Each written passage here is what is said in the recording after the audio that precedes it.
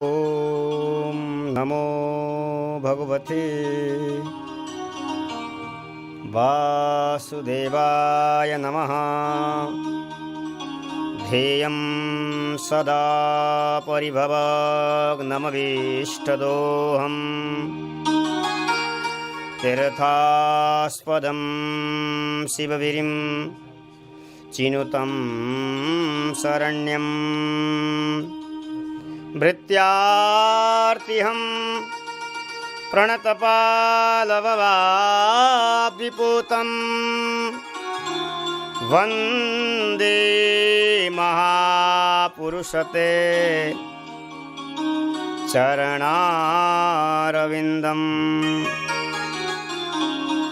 नारायणं नमस्कृत्य नरं चैव नरोत्तमं देवीं सरस्वतीं व्यासं ततो जयमुदीरयेत्।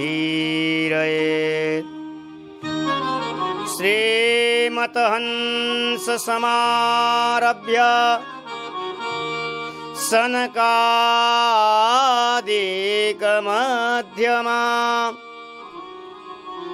अस्मदाचार्यपर्यन्तां वन्दे गुरुपरम्परा।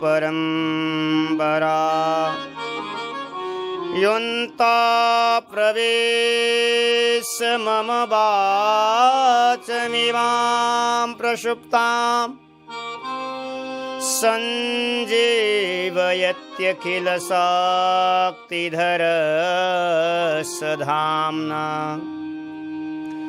अन्याश्च हस्तचरण श्रवणत्वगादीन्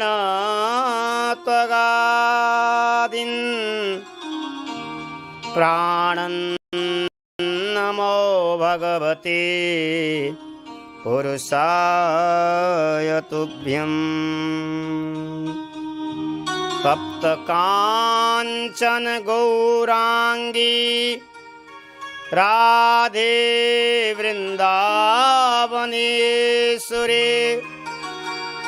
वृषभानुसुते देवी प्रणमामि हरिप्रिये। वागीशायस्य वदने लक्ष्मी यस्य च वक्षसि यस्यास्ते हृदये संवित् तं नृसिंहं भजे। वाञ्छाकल्पतरुभ्यश्च कृपा सिन्धुभ्य एव च पतितानं पावनेभ्यो वैष्णवेभ्यो नमो नमः। भक्तभक्ति भगवन्त गुरु चतुर्नाम अपुये। इनके पदवंदन किए नाशत विघ्नाने। गुरु अग्रदेव आज्ञादयी हरिभक्तन को यश गावा। भवसागर के तरन को नाही न और उपाव। बार बार वंदना करो श्रीनाभा भाए। इन काढ़यो गाभा वेद को श्री भक्तमाल रस दे। श्री हरि जो आय विराजिए कथा सुनो इतिहास। तुम श्रोता भक्तमाल की तुम मम पदरज आस। आइए अपने मन और वाणी को पवित्र करने के लिए भगवत पुरानो बात का आश्रय लेते जय जय श्यामा जय जय श्याम जय जय जय श्री वृंदावन धाम। जय हो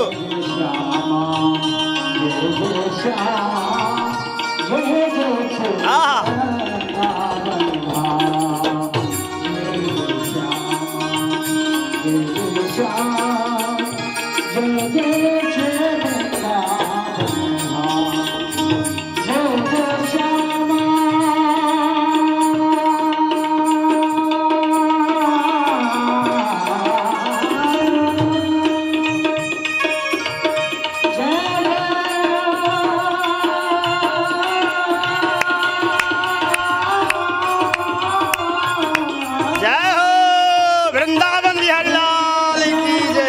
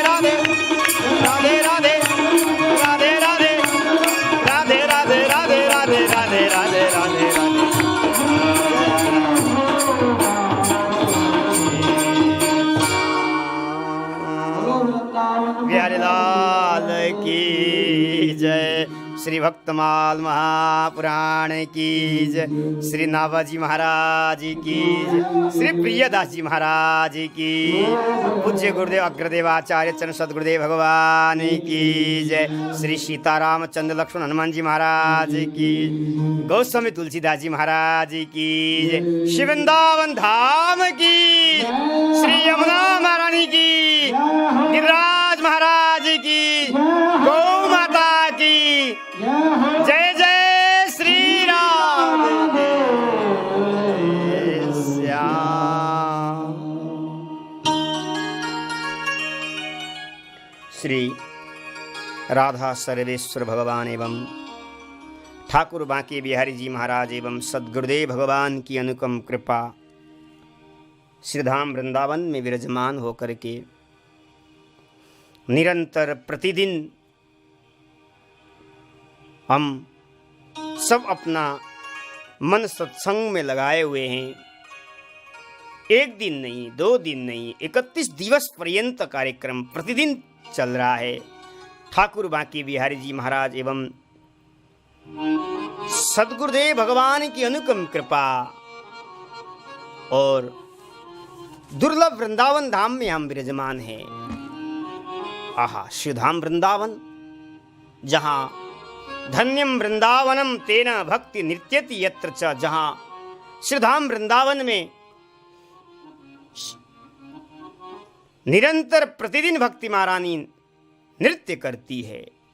और वृंदावन धाम कैसा है? वृंदावनम सन् प्रविश्य सर्वकाल सुखावहम, वो वृंदावन जो सभी ऋतु में, सभी मौसमों में हृदय में आनंद देने वाली वृंदावन, और वो वृंदावन में हम विराजमान हैं। और वृंदावन में भी आहा बैठ करके भगवत चर्चा करने का सौभाग्य हम सबको प्राप्त हो रहा है। वृंदावनम गोवर्धनम यमुना पुलिनानि च वीक्षयासिदुत्तमा प्रीति राम माधवयोर्निपः। जब भगवान गोकुल छोड़कर के 4 वर्ष की उम्र में भगवान जब वृंदावन में आए, भागवत में सुखदेव जी कहते हैं कि वृंदावन गोवर्धन यमुना पुलिनानि च, यमुना महारानी को देख करके भगवान और भगवान के भैया दाऊ भैया इतने प्रसन्न हो गए, इतने प्रसन्न हो गए। ये वृंदावन की भूमि को देख करके भगवान प्रसन्न हुए। और उस वृंदावन भूमि को देख करके भगवान जब प्रसन्न होते हैं तो साधारण जीव भी तो प्रसन्न होते ही है। आइए ऐसे वृंदावन धाम को प्रणाम करते हुए आज कथा का 19वां दिन है। 19वां दिवस तक हम प्रवेश कर रहे हैं। इस समय हम भगवान के भक्तों की चरित्रों का हम श्रवण कर रहे हैं, भगवत चरित्रों का स्मरण कर रहे हैं हम सब, क्योंकि इस घनघोर कली काल में चारों तरफ कलियुग अपना तांडव दिखा रहा है। चारों तरफ इस समय त्राही त्राही लोक मचा हुआ है, लेकिन सभी दुखी है, सभी को भय है। लेकिन जो भगवान का दास है, जो भगवान का प्रेमी होगा, उसके जीवन में न दुख होगा, न उसके जीवन में भय होगा। क्यों? वो नित्य प्रतिदिन सत्संग में अपने को मन लगाया हुआ है, उसको पता ही नहीं चल रहा है बाहर संसार में क्या हो रहा है। क्योंकि मन तो भगवान में लगता ही नहीं है। लगाने के लिए बहुत कोशिश करते हैं हम, फिर भी क्यों नहीं लगते हैं। बहुत लोग चाहते हैं कि मन प्रभु बिहारी जी में लग जाएं, कथा में लग जाएं, लेकिन लगाने का कोशिश करते हैं हम, लगता नहीं है। क्यों नहीं लगता? यही बात प्रहलाद जी ने अपने पिता हिरण्यकश्यप को बोल रहे हैं, मतिर्न कृष्णे परतः सतो वा मिथो विपद्येत गृहवर्तनानम् अदान्त गोभिर विशतां तमिस्त्रम् पुनः पुनश्चर्वित चर्वणानम्। पिताजी, मन इसलिए नहीं रहता है, भगवान इसलिए लगता नहीं है क्योंकि हम गृहस्थ परिवार में बैठे हुए हैं। हम परिवार से अलग होना चाहते ही नहीं हैं, माया मोहमता में पड़े हुए हैं और बार बार जन्म ले रहे हैं, बार बार मर रहे हैं और बार बार भोगे हुए पदार्थों को बार बार भोग रहे हैं, लेकिन भोगों से हमें कभी तृप्त हुआ ही नहीं है, भोगों से हमें कभी वैराग्य हुआ ही नहीं है, इसलिए हमारा मन भगवान में नहीं लगता।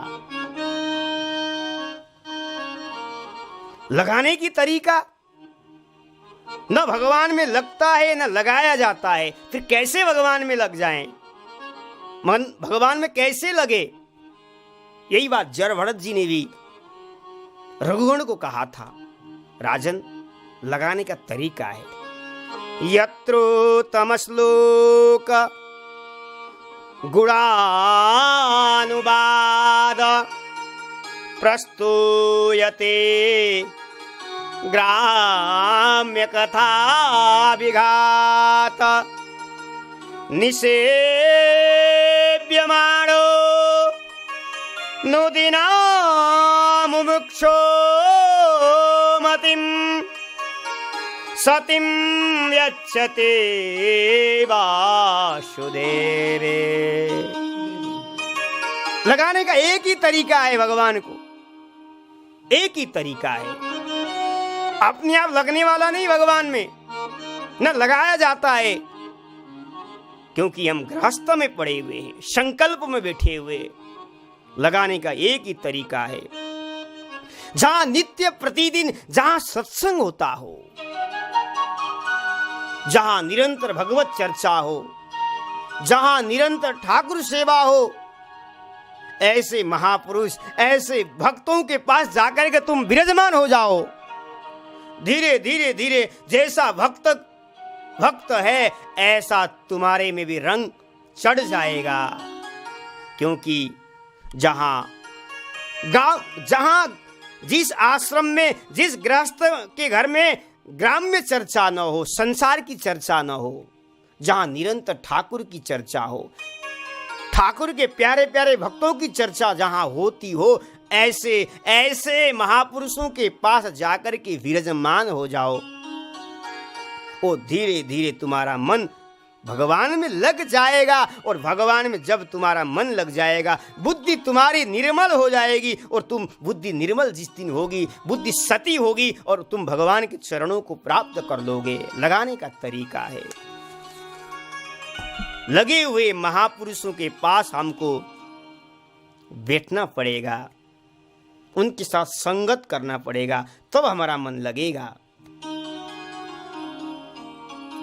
आइए हम अपने कथा में प्रवेश करते हैं। आज परम भागवती परम वैराग्यवान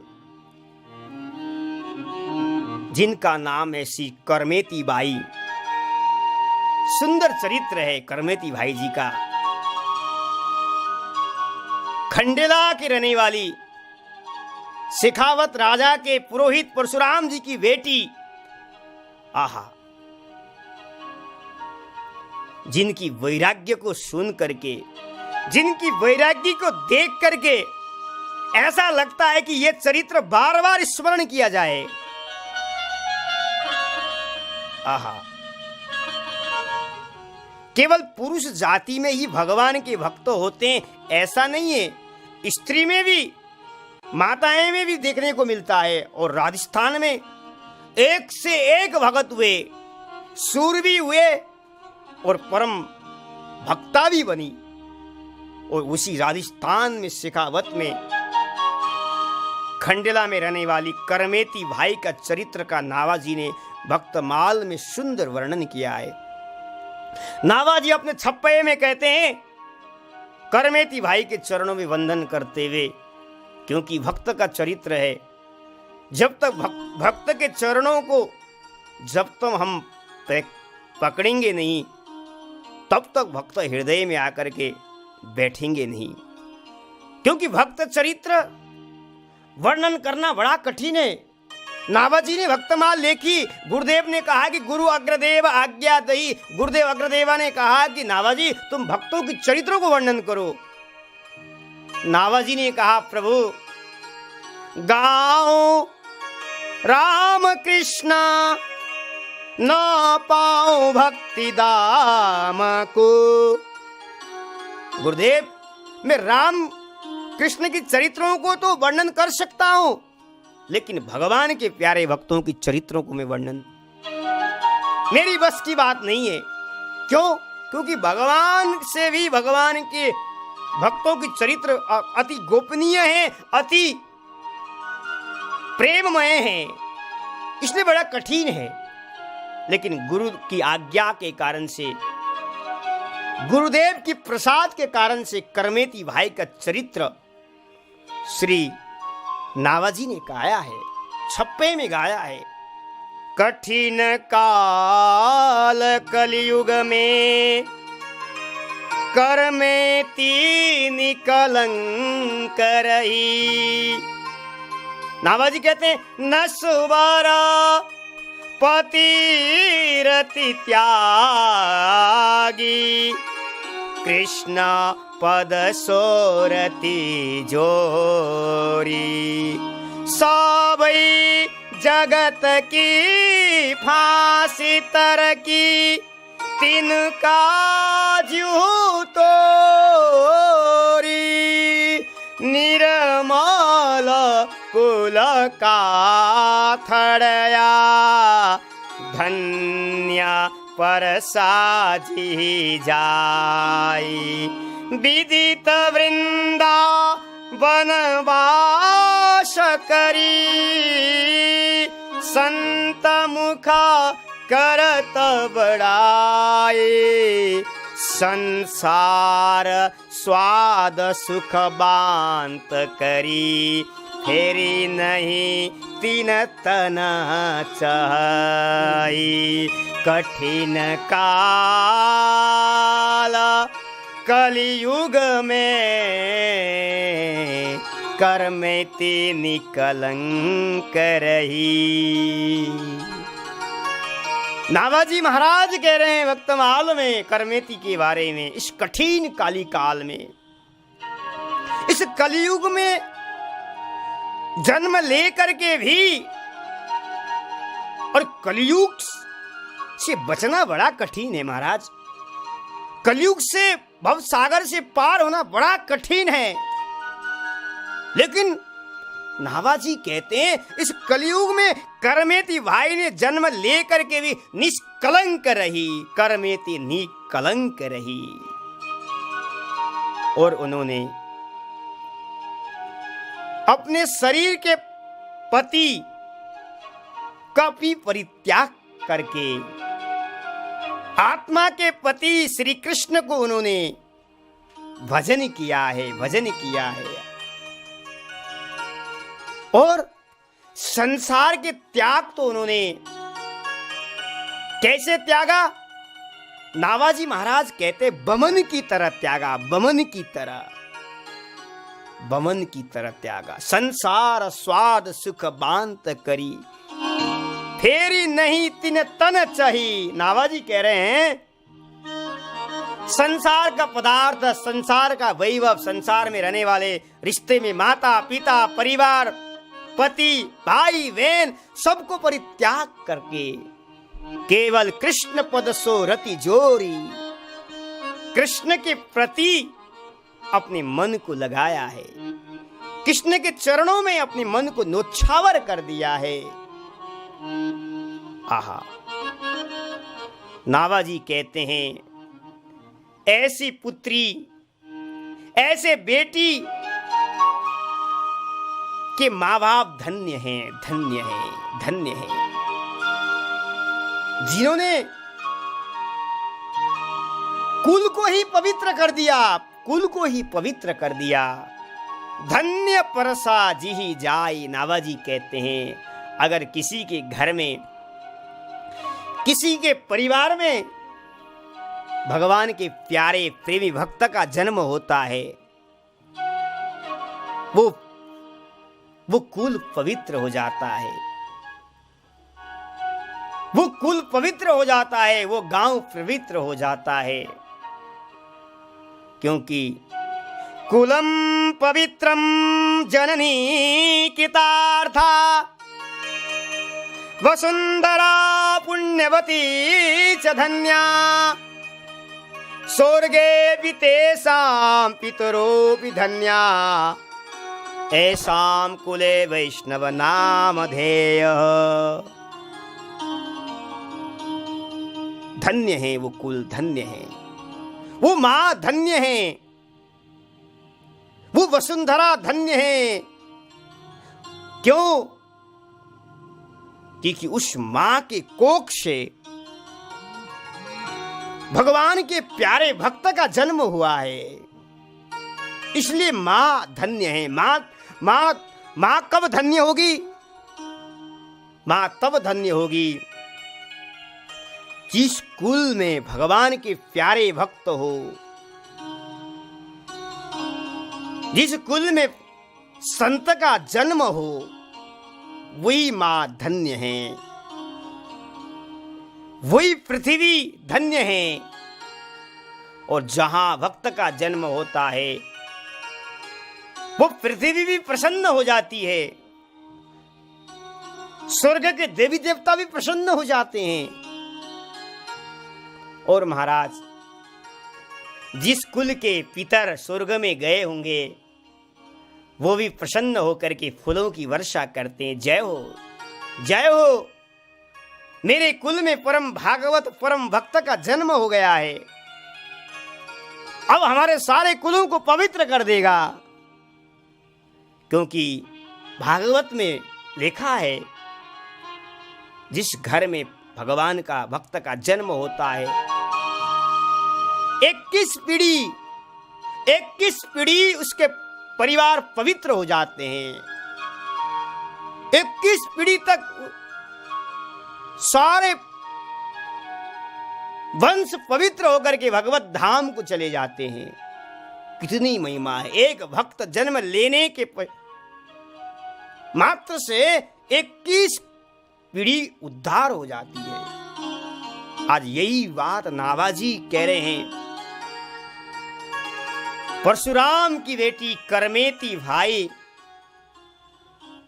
ने अपने कुलों को पवित्र कर दिया है, पवित्र कर दिया है। और कहते हैं जब इनके जीवन में वैराग्य आया, ऐसा वैराग्य आया, स्त्री शरीर लेकिन धन्य है, स्त्रियों में भी वैराग्य अद्भुत आता है। मीरा जी को देखो, अभी रत्नावती भाई का पावन चरित्र भी आता है, देखो कितनी वैराग्य है, कितनी वैराग्य है। घर को ऐसे त्यागा, करमेती भाई ने घर को ऐसे त्यागा, त्यागने के पश्चात दोबारा घर को मोड़ करके नहीं देखा। उसको कहते हैं वैराग्य। वैराग्य हो तो सच्चा। एक बार अगर घर को हम त्याग देते हैं तो दोबारा घर में घुसना नहीं चाहिए। एक बार वैराग्य धारण करने के पश्चात अगर घर को दोबारा आकर के घर में मिल जाता है तो अपने मलमूत्र को खाने के बराबर होता है। जैसे हम मलमूत्र त्यागते हैं, उसको दोबारा मोड़ करके देखते नहीं हैं, ऐसे ही संसार रूपी मलमूत्र जिसने त्याग दिया, अब दोबारा उस मलमूत्र को देखने नहीं जाएगा भक्त। ऐसे ही एक बार वैराग्य धारण किया करमेती भाई ने, दोबारा घर की तरफ उन्होंने देखा तक नहीं है। यम प्रवज्य गृहात् पूर्वम त्रिवर्गावपनात् पुनः यदि सेवेत तान् भिक्षु सवैवान्तस्य पत्रवाह। यही बात युधिष्ठिर जी को नारद जी कहते हैं, भागवत के सप्तम स्कंद में बोल रहे हैं।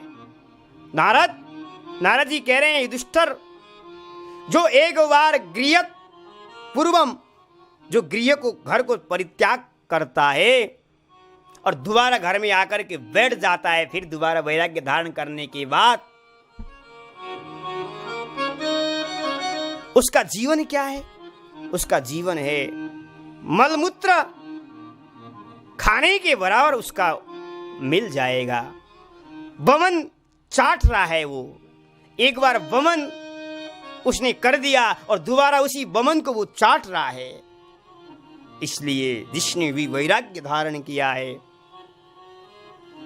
आजीवन वैराग्य में ही रहना चाहिए, आजीवन संकल्प पूर्वक। अगर देखना है तो करमेती भाई के चरित्र को देखो। पिता मनाने के लिए आए, माता आए, राजा आया, चल बेटी वृंदावन से चल, खंडेला में ही भजन करना। लेकिन करमेती भाई ने कभी वृंदावन को परित्याग नहीं किया। करमेती भाई कहती, पिताजी मैंने एक बार वैराग्य धारण किया है, अब दोबारा मैं संसार में नहीं जाऊंगी। आजीवन जब तक शरीर रहेगा वृंदावन में रह करके, ब्रह्म कुंड में रह करके करमेती भाई ने भजन किया है, अद्भुत भजन। अभी चरित्र आगे आएगा किस तरह से उन्होंने वृंदावन के भजन किया है। नावाजी कहते हैं कि करमेती भाई शेखावत राजा की पुरोहित परशुराम जी की लड़की थी। राजा की पुरोहित की बेटी, आहा क्या कमी था, सब कुछ था। राजा के पुरोहित की बेटी, आहा, जिनका निवास स्थान था खंडेला, राजस्थान में रहा करती थी। सीकर क्षेत्र, आज भी सीकर क्षेत्र करमेती के नाम से तीर्थ लगता है, सुना है। और लेकिन सब कुछ होते भी क्या नहीं था। राजा की पुरोहित की बेटी, धन वैभव परिवार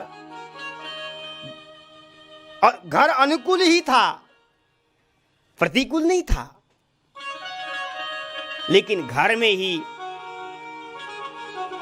में रहते रहते ही उनको वैराग्य आया। माता पिता के पास रहते रहते उनको वैराग्य आया। घर में रह करके वो मानसी सेवा किया करती थी, ठाकुर की मानसी सेवा, वृंदावन बिहारी जी की मानसी सेवा किया करती थी। और ऐसा लिखा है, नावाजी कहते हैं कि घंटों भर तक बैठ जाती थी, प्रभु की ध्यान में लग जाती थी, ध्यान में लग जाती थी। यद्यपि उनका शरीर स्त्री जाति का था, भजन अयोग्य था, लेकिन जहां भगवत कृपा होता है, जिसके हृदय में वैराग्य होता है, फिर तो कौन स्त्री है कौन पुरुष है, यह भाव ही नष्ट हो जाता है। वो तो केवल परमात्मा को ही दिखता है, परमात्मा को ही चाहता है। और जिनका मन बुद्धि भगवान में लगा हुआ है, वो संसार के भोगों में उसका मन नहीं लगता है। राजा की बेटी, सब कुछ था। लोग कहते हैं कि घर में जब परिस्थिति आ जाता है तब वैराग्य धारण करते हैं। घर में कुछ नहीं है खाने पीने का, तब आ जा करके भजन में लग जाते हैं। ऐसा नहीं है। जहां घर में सब कुछ होते हुए भी, सब कुछ प्राप्त होते भी, जिसके हृदय में वैराग्य हो वही सच्चा वैराग्य है। चाहे अनुकूल हो चाहे प्रतिकूल हो, अनुकूल में भी भगवान का वैराग्य आ सकता है और प्रतिकूल में भी भगवान का वैराग्य आ सकता है। ये तो भगवत कृपा है, भगवान की कृपा से प्राप्त होता है। आज करमेती भाई का विवाह हो चुका था। कुछ दिन के बाद वो अपने पति के घर उनको जाना था, पति लेने के लिए आ रहे थे। लेकिन जैसे करमेती भाई ने कान में सुनाई पड़ा कि मेरे लिए पति आ रहा है, नश्वर पति मेरे लिए आ रहा है ले जाने के लिए।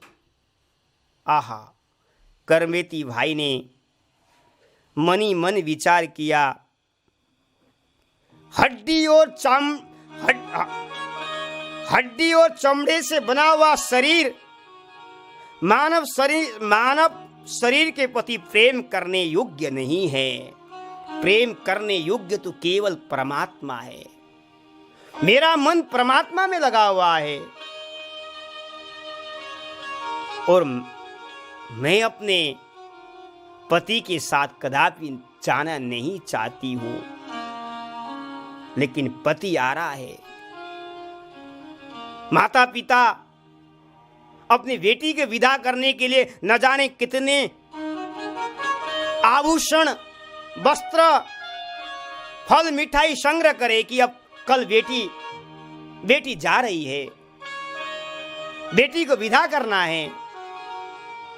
माता पिता इतने प्रसन्न हुए, कमी तो कुछ नहीं था। देने के लिए कितने सामग्री इकट्ठा किया गया था। बार बार करमेती मन को समझा रही है, हे मन, अब तू समझ जा, अब तू समझ जा, तू समझ जा। अब जागने से ही अच्छा होगा।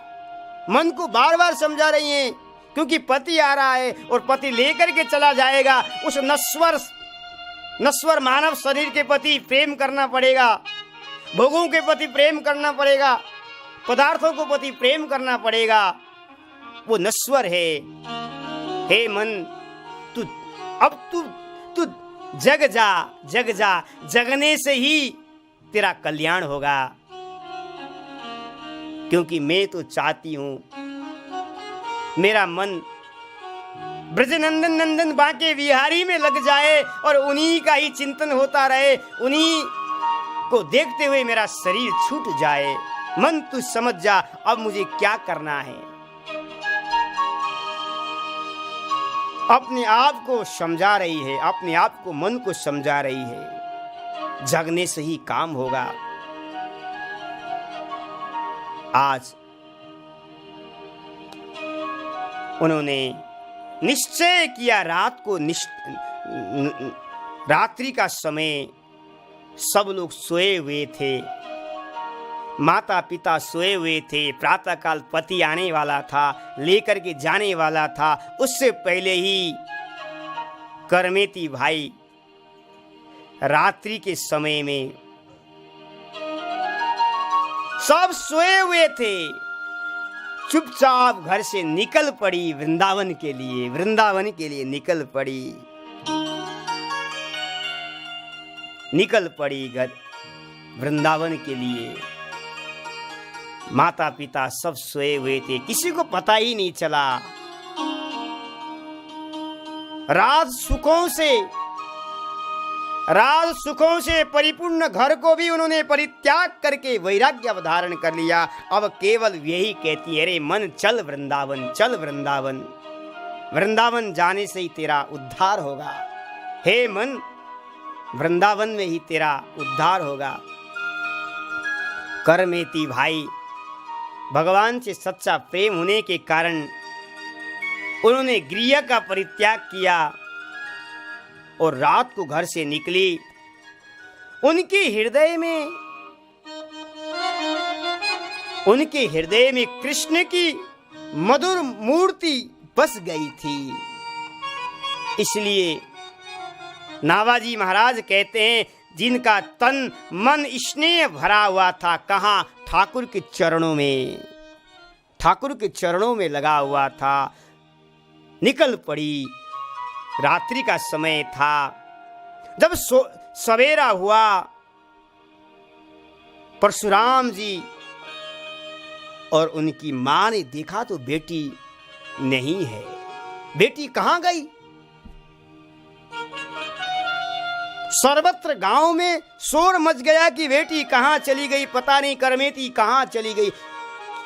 सारे गांव में पता चल गया बेटी नहीं है, पुरोहित की बेटी नहीं है। और महाराज सब लोग, गांव के लोग, माता पिता, राजा, शेखावत राजा करमेती को ढूंढ रहे हैं। कहां गई, कहां चली गई बेटी? कल विदा करना था पति के पास, पति के घर में भेजना था, लेकिन बेटी कहां चली गई, कहां चली गई? सारे गांव वाले, सारे लोग, परिवार वाले, कुटुंब के लोग ढूंढ रहे हैं। जब ढूंढते ढूंढते करमेती भाई को ढूंढते ढूंढते कुछ ऊंट में वेट करके, कुछ घोड़े में वेट करके लोग ढूंढ रहे थे। करमेती भाई ने देखा वो मेरे पास आ रहे हैं, मेरे को ढूंढने आ रहे हैं। जैसे करमेती भाई ने देखा, अब कहां छिपने से ही काम बनेगा। मुझे उन्होंने देख लिया तो मुझे लेकर के चले जाएंगे। फिर संसार के पदार्थों में प्रेम होगा, भोग में प्रेम होगा, फिर शरीर दुर्गति की तरफ होगा, मन दुर्गति प्राप्त होगा। छिपने से काम बनने वाला है। आज जैसे उन्होंने देखा, उसी देखते हुए एक मरा हुआ ऊंट था। मरे हुए ऊंट के कंगाल में जाकर के उन्होंने छीप लिया। करमेती भाई ने छीप लिया। क्योंकि बचने के लिए, संसार से बचने के लिए मरे हुए ऊंट के कंगाल में जाकर के छीप लिया। करमेती भाई का मन भगवान में लगा हुआ था, लेकिन उनको दुर्गंध नहीं। उनको तो भगवान में मन लगने के कारण से उनको मरे हुए ऊंट के कंगाल से भी सुगंध लग रही थी, सुगंध लग रहा था। संसार ही दुर्गंध है, संसार का वासना ही दुर्गंध है। इस तरह से करमेती भाई छिप गई और जो ढूंढने वाले थे आगे बढ़े। जैसे आगे बढ़े और करमेती भाई चुपचाप अब वृंदावन में आ गई। करमेती भाई, प्रीति की रीति बड़ी बाकी है। ऐसा जहां प्रीति हो, जिसके हृदय में प्रेम हो, उसका वर्णन कौन कर सकता है।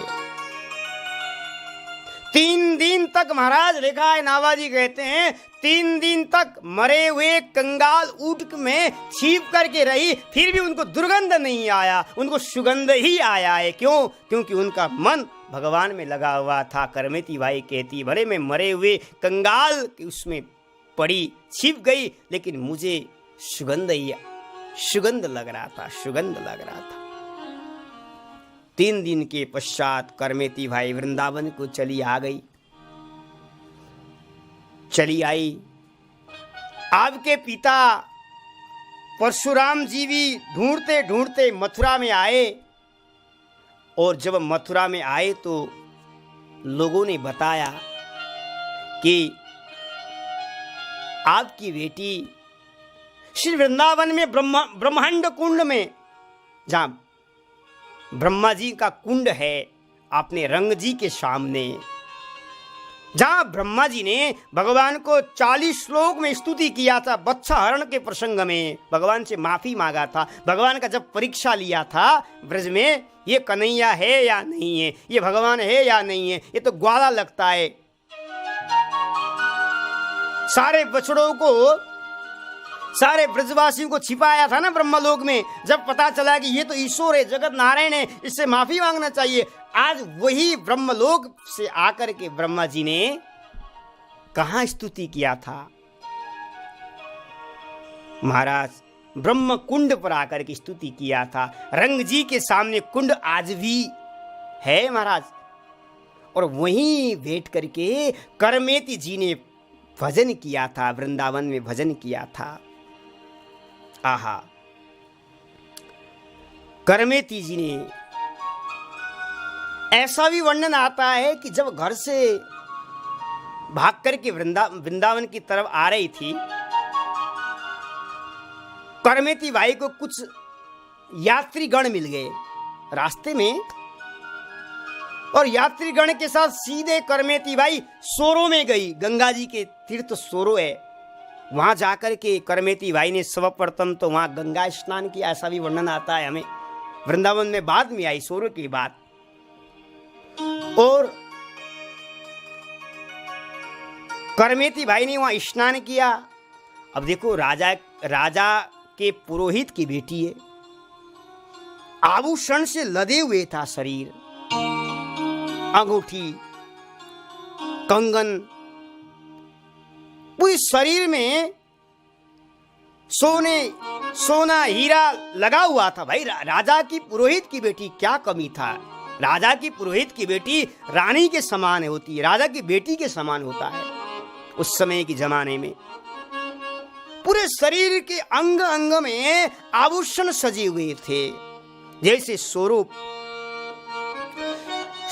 में स्नान किया तो उन्होंने विचार किया, ये आभूषण रहेगा तो भजन में विघ्न होगा, भजन में विक्षेप होगा, इसकी सुरक्षा करना पड़ेगा।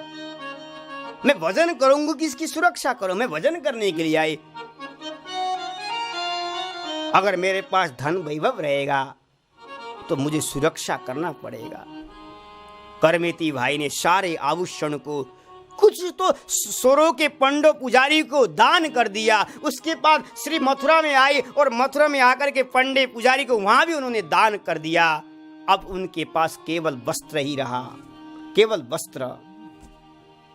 और वृंदावन में आई, ब्रह्म कुंड में आकर के विराजमान हो गई, और उन्होंने अपने शरीर में जो लगा हुआ था वस्त्र, उसको भी परित्याग कर दिया। और क्या किया? कहते हैं कि वृंदावन के पत्ते को तोड़ तोड़ करके अपने अंगों को ढक लिया है, और पूरा ब्रजरज को लगाया है। और महाराज ब्रह्म कुंड में बैठ करके नेत्रों से आंसू प्रभावित हो रहा है, बैठ करके कृष्ण कृष्ण का मंत्र का जाप कर रही है, कृष्ण का जाप कर रही है। करमेती कृष्ण मंत्र का जाप कर रही है। महाराज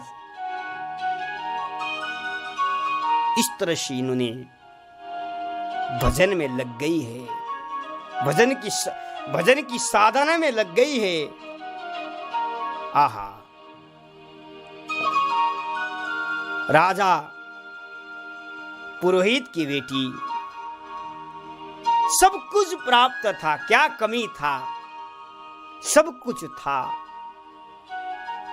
आज वैराग्य आया, सारे आभूषण दान में दिया, सारे वस्त्र भी महाराज किसी को दान में दे करके वृंदावन के पत्तों को तोड़ा और वृंदावन के रजों लगा करके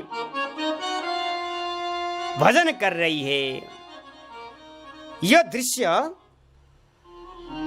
एक मथुरा से मालिनी आती थी फूल देने के लिए। जब वो मालिनी ने करमेती भाई की दशा को देख लिया, करमेती भाई को दशा को देख लिया,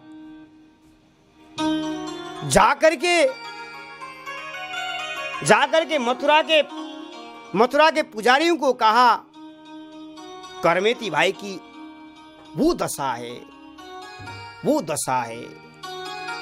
और जब राजा परशुराम जी, पुरोहित परशुराम जी जब आए मथुरा में, ढूंढते ढूंढते अपनी बेटी के हालचाल पूछने के लिए, जब पुजारियों ने कहा कि आपकी बेटी तो ब्रह्मकुंड में बैठ करके भगवान का भजन कर रही है, परशुराम जी और पुजारी लोग आए, आकर के पेड़ में चढ़ करके देखा है, करमेती भाई के शरीर में वस्त्र तो है ही नहीं, वस्त्र नहीं है, सारे अंगों में पत्ते से ढका हुआ है, और वज्रज लगा करके नेत्रों से आंसू प्रभावित हो रहा है, और भजन कर रही है।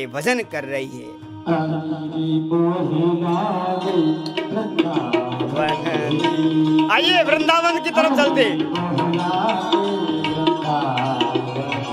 जय हो।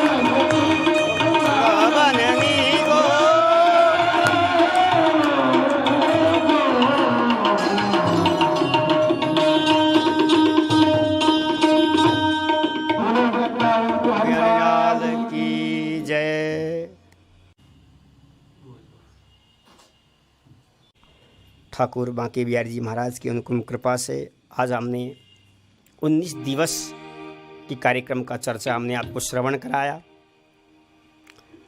इस तरह से निरंतर हमारा कार्यक्रम प्रतिदिन बढ़ रहा है।